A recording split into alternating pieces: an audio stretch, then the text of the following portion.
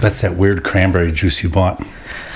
The cranberry juice that tastes like apple juice, but it's red. It says cranberry juice. Yes. You ever go in the cranberry juice aisle, right? It's insane. I like cranberry for my cranberry and vodka. I make a specific type of cranberry and vodka. It's hard to find just plain cranberry. And what happened is I bought what said cranberry juice cocktail. Once we got home and you tasted it, you said, this doesn't taste like cranberry, and it's a lot darker. And if you read the fine print, it had what? Apple juice, pineapple juice, some other juices in there. So that's very deceiving.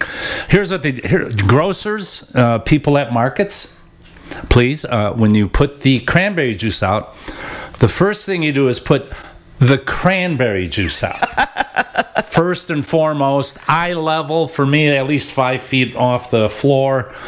Cranberry juice. Then you put cran orange, cranberry pomegranate, cranberry pineapple, cranberry whatever. Cran prune. Yes. Dishwater cranberry. I mean, whatever it may be.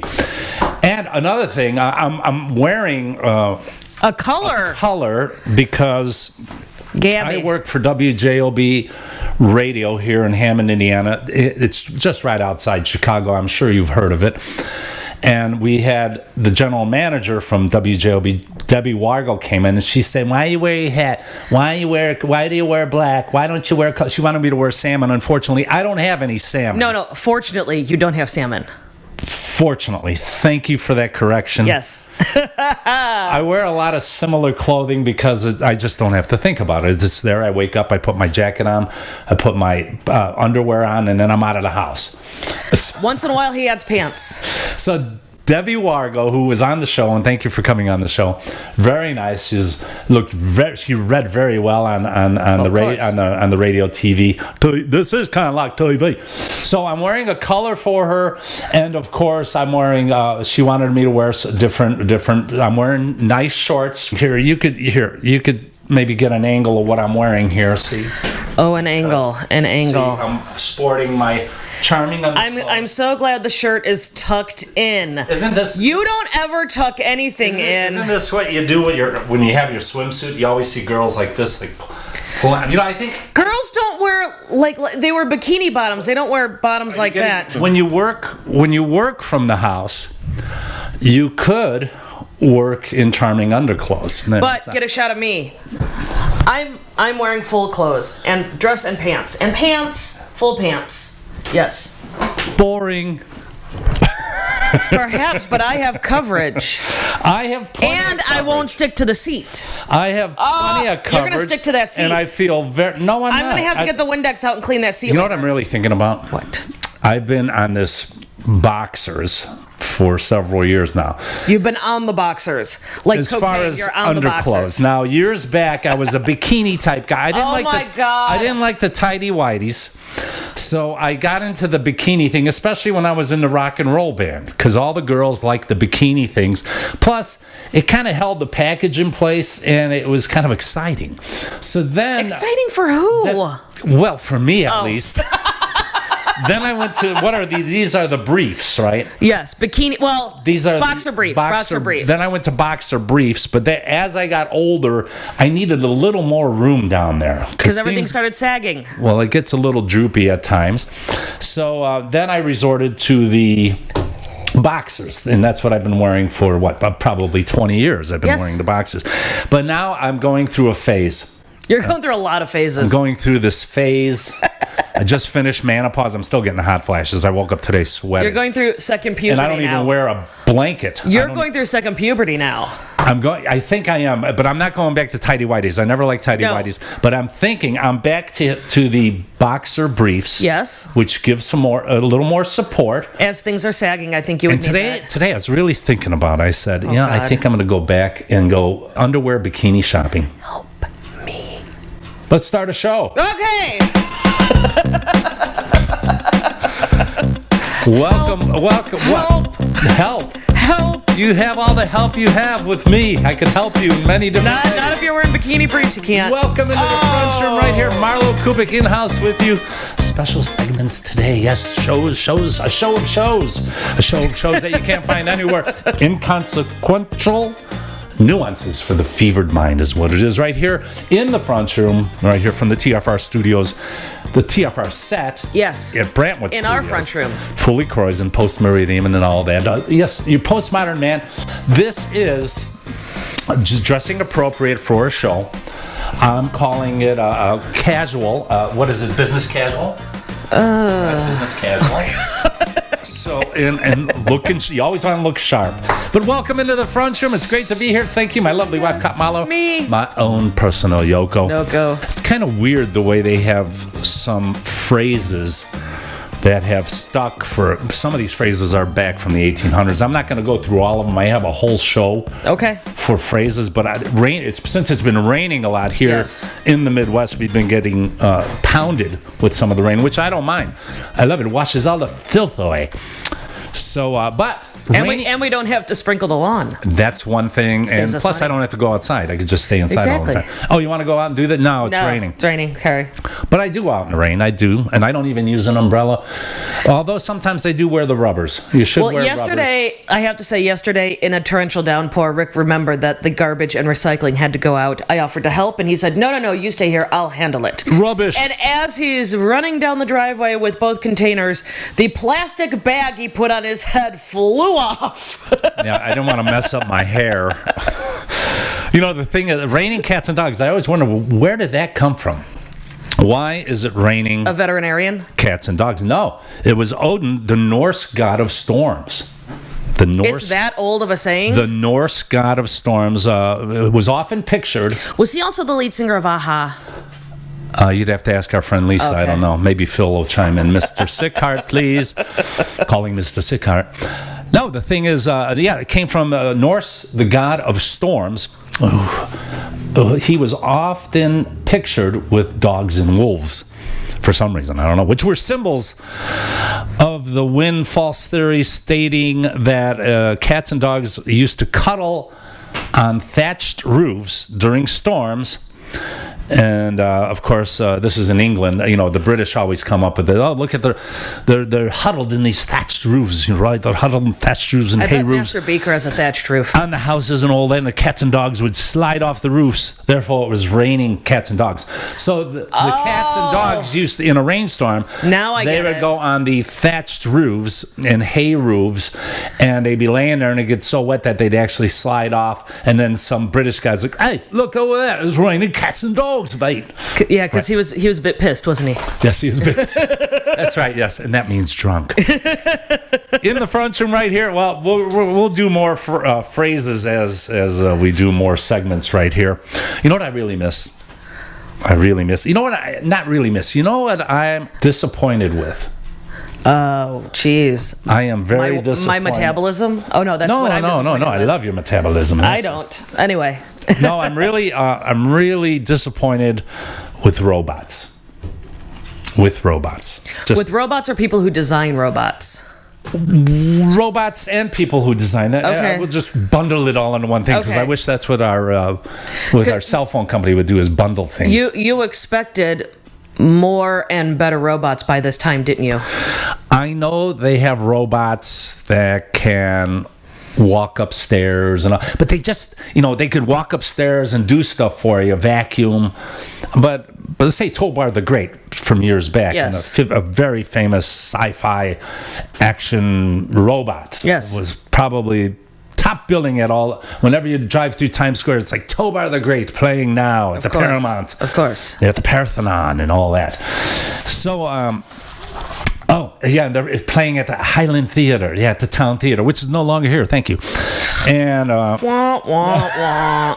no, but I always, when I think robot, I'm thinking Tobor or the robot from Lost in Space. Oh yeah. Robot arms. Danger, Will Robinson. Boxy.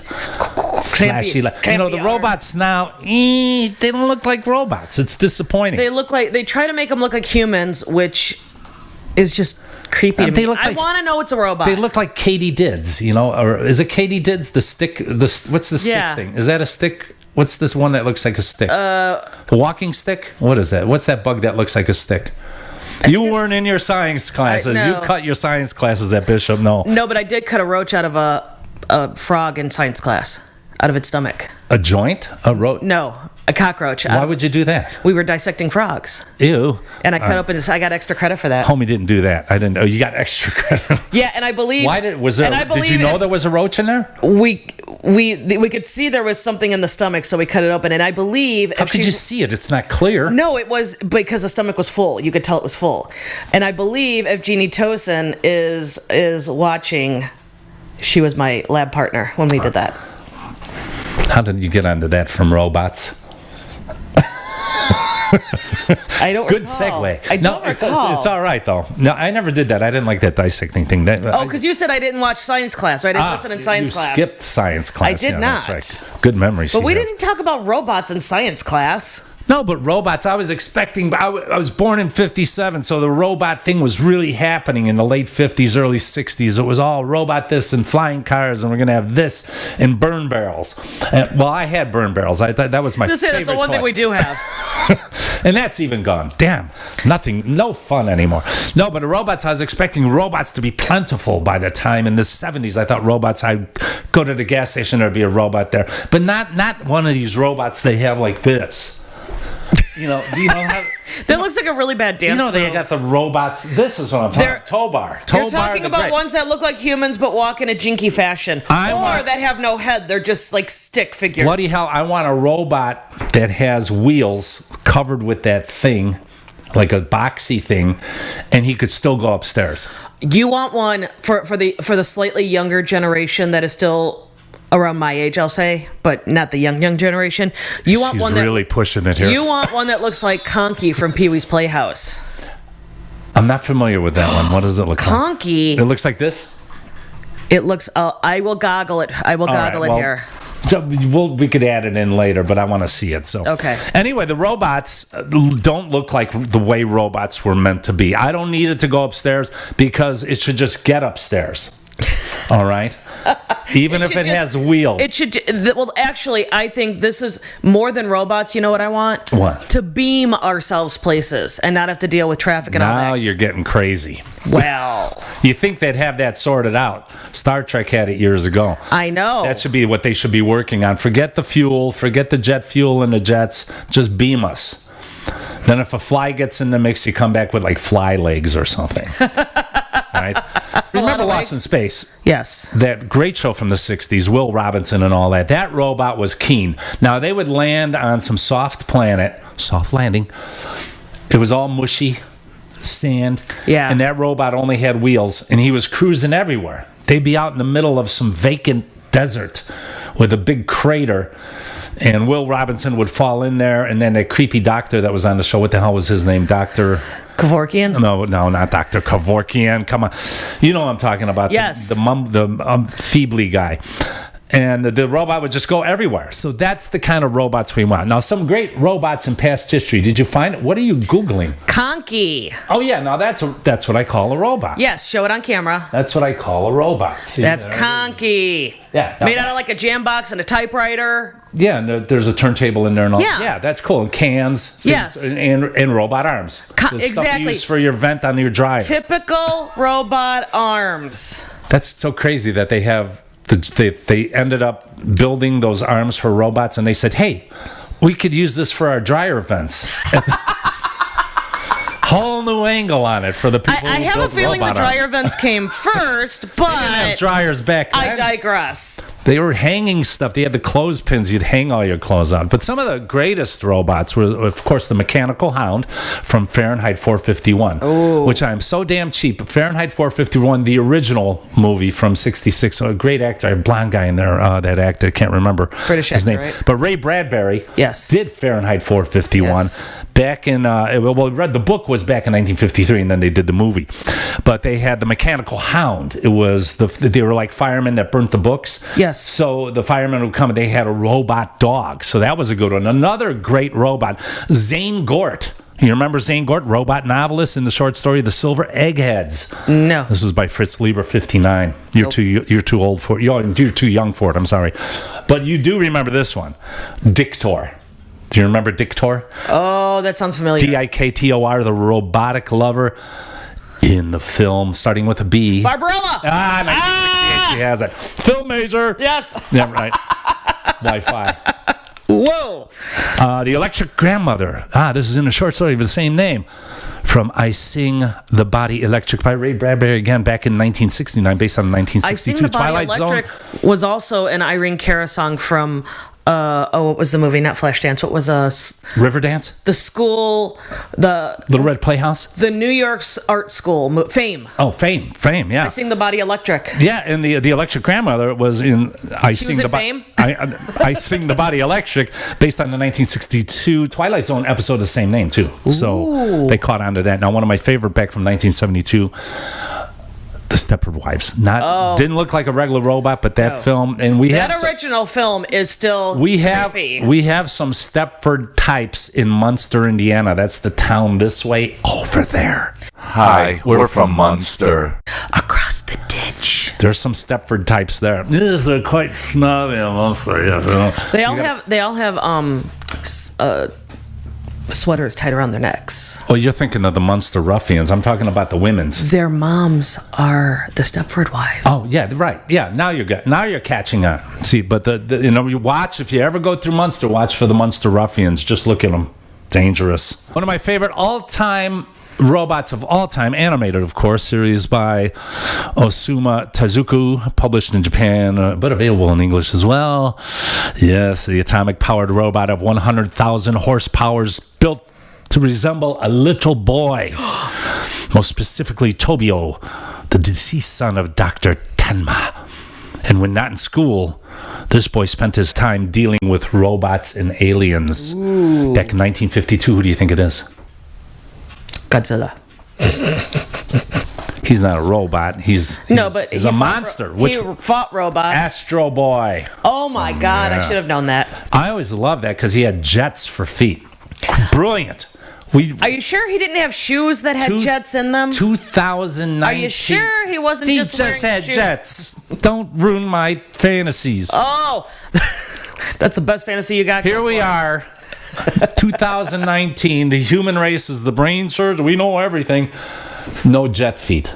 Still building cars. No jet feet. Still building cars and using fossil fuels. We are fossils. What's jet feet? What about Zat? No, but I ate Zats when I was a kid. What is a Zat? Zat, the Martian robot. From John Winman's short story, The Lost Machine, 1932. You don't remember that? Like you read that book. Come on. No, I did. Tobar the Great, the best robot. Yeah, back from 54. As you can see, Tobar the Great. We have him back up on the screen here. Gort was a good one, too. Everyone knows Gort. Gort, yes. Probably even more popular than Tobar the Great. And you remember Gort? Yes. From? That I don't remember. The kid's playing with his Lionel train set and it stops. Twilight Zone. The day. Oh, the day the earth stood still. Yes. Your memory's working with a little nudging, nudge, wink, wink. Yeah, the robot in the film, The Day the Earth Stood Still, probably gave me nightmares for a long time. It's that image of him standing there, and then the tanks and the jeeps, and he's like, and that laser comes out of that little slit on his. Don't go there. On his helmet? Yes, on his helmet. I'm saying that your sound effects are fabulous. That's how it sounded. I did those sound effects back in 1951. Cyborg Garth A7 in Cyborg 2087 back from 1966. And the last one, Sex Bots and Fembots. Oh, well, the Fembots are Austin Powers. Yeah, the original one was Dr. Goldfoot and the Bikini Machine. Well, that's 1965. Dr. Goldfoot and the Girl Bombs, 1966. Both starring Vincent Price. We got to look those up. So I would check out of all these, we're going to go. Did I say all these? No, out of all of these. We have to go to all these later. Okay. We should get them as a sponsor. We should. Sex bots, fembots, including robot number 11, Diane. Just anything with Vincent Price, pretty much. Jan Michael Vincent. Oh. No, Vincent Price. What? Jan Michael Vincent. Just pulling your hoof. Apparently. Right here, you're in the front room. MarlowKubic. Glad you're joining us. Of course, you could watch us in all other places online somewhere, but I'm not going to go through that. You know where it is, because if you're there, you're watching it on YouTube, Facebook, or you're watching it. If you're watching it, you found us. Yes, and you can watch it on my sphincter too. I watch a lot of things on your sphincter. I have to start a thing like that, my sphincter. I think. How many listeners do you have? Well, quite a few. Not many listeners, but they're all watching. Marlo, my own personal Yoko, she does a great Barbara Streisand. I'm nervous because I was kind of reading through these and I don't know how good of a job I'm Great. going to do. Oh, I didn't want you. I sent them to your Facebook page so I could just gather them up without logging in. That's so hard. I have to know what they are so I can. Okay, well, these are really well-known movies. So, and I'll give you the line. You read it back. One thing before we get to these music, these are movie lines. Yes. Read in Kat's wonderful Barbara Streisand accent. Okay. Yes, so we're going to do that. First of all, I got to say a big hello to all the Black Oak Rangers. Yes. Roy and Christine, whom we're going to see tonight. Yes. We're going to go over to Moochie's out off Kennedy Avenue and the exclusive Hessville Estates sections of Hammond. We have to say a big hello to Perry. He's out in Hessville Estates. And a big hello to Johnny Points Moishahan. Yes. He's my pants detailer. That's why I'm wearing the very nice custom underpants. Undergarments. Yeah, because Johnny Points Moishahan is detailing my pants. You know, if people get their cars detailed, I get my pants detailed. Hi, me out in Munster. He's not a Munster ruffian. No. He battles the Munster ruffians. He does. And Johnny the Hoof Wins. Yes. You remember Johnny Wins. Of course. Johnny the Hoof Wins. He owns Club Foot in Chicago Heights. So big hello to him. Vittori as well, the drummer.